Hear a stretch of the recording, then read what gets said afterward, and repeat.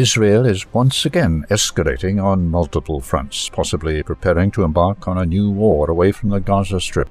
Iran remains at the center of this escalation. On October 26, Israel's Mossad spy agency accused the Islamic Revolutionary Guard Corps of orchestrating a string of recent attacks on Jewish sites in Western countries. The agency named Sadr Ammar, a senior commander of the IRGC's external operations branch known as the Quds Force, as the mastermind behind the attacks.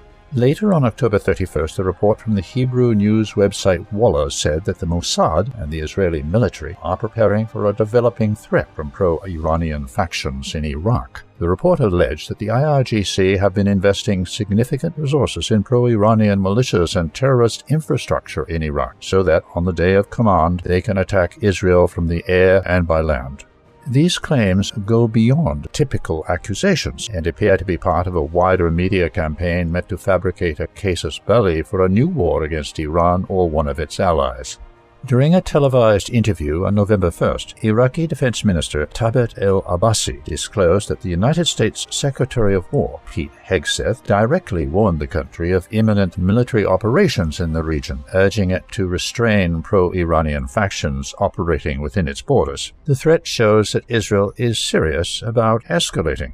Israel's next war will not likely, however, start from Iran or Iraq, but rather from Lebanon. On November 4th, the Israeli Security Cabinet held a meeting to assess possible military options against Hezbollah over alleged violations of the ceasefire agreement brokered last year by the United States. Officials from the Israeli military presented several operational options, including intensified strikes on Hezbollah targets in Lebanon.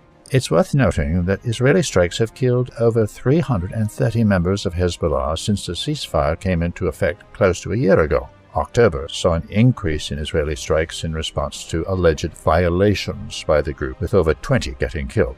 Another high-level meeting attended by Netanyahu recently focused on the growing threat posed by the Houthis in Yemen. All in all, the de-escalation that started with the ceasefire in Gaza last month will not likely last for long. Recent developments indicate that Israel will begin a new war against Hezbollah in the near future. Any attempt by the Houthis or pro-Iranian factions in Iraq to support the group will likely be met with Israeli escalation. Depending on the results of this next war, Israel could consider a new attack on Iran itself later.